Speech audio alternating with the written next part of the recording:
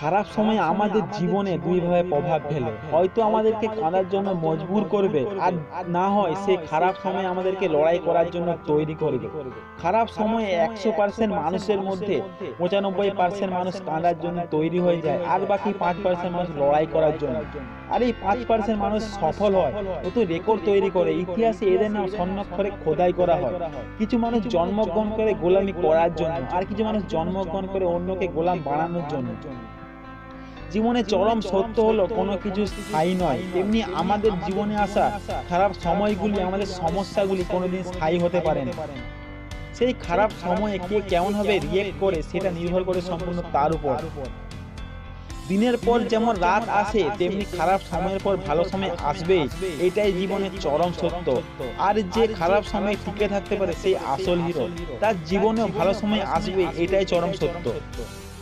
তোমার জীবনে চলার পথে কতগুলি সমস্যাকে ফেস করেছো সেটা ম্যাটার করে না, ম্যাটার করে তোমার সমস্যাগুলিকে কতটা কনফিডেন্সের সঙ্গে সলভ করে সামনে এগিয়ে গেছো সেটা ম্যাটার করে। তোমার সেই কনফিডেন্স তোমাকে অন্য লেভেলে নিয়ে যাবে, তোমার দক্ষতাকে অন্য মাত্রা দেবে। জীবনে চলার পথে যতই বাধা আসুক না কেন, পথ চলা বন্ধ করে দিও না। যদি তুমি উড়তে না পারো তবে দৌড়াও, যদি দৌড়াতে না পারো তবে হাঁটো, যদি হাঁটতে না পারো তবে হামাগুড়ি দাও। তবে যাই করো না কেন মনে রেখো সামনে তোমাকে এগিয়ে যেতেই হবে। আর তুমি যদি পথ চলা বন্ধ করে দাও তাহলে তুমি যেখানে আছো সেখানেই রয়ে যাবে। আমরা যখন কোনো পাহাড়ি রাস্তা দিয়ে যাই তখন সেই রাস্তা আমাদেরকে উঁচু মনে হয় এবং আমাদের মনোবল সম্পূর্ণ ভেঙে যায়, আমরা ক্লান্ত হয়ে পড়ি।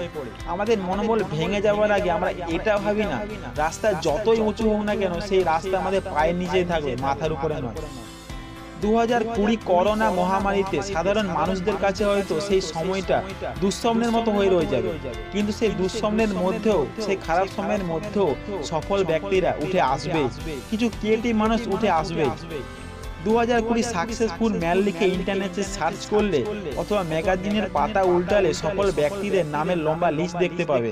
সেই সফল ব্যক্তিরা যদি করোনা কথা চিন্তা করে পথ চলা বন্ধ করে দিত, নেগেটিভ কথা চিন্তা করে কিছু না করতো, তাহলে এই সফল ব্যক্তিগুলিকে আতশকায় দিয়েও খুঁজে পাওয়া যেত না। তোমাদের সঙ্গে আমি সন্তু। এখনো যারা রয় মোটিভেশন চ্যানেলকে সাবস্ক্রাইব করোনি, অবশ্যই সাবস্ক্রাইব করো নতুন ভিডিওর আপডেট সর্বপ্রথম পাওয়ার জন্য। ধন্যবাদ, দেখা হচ্ছে আবার পরের ভিডিওতে।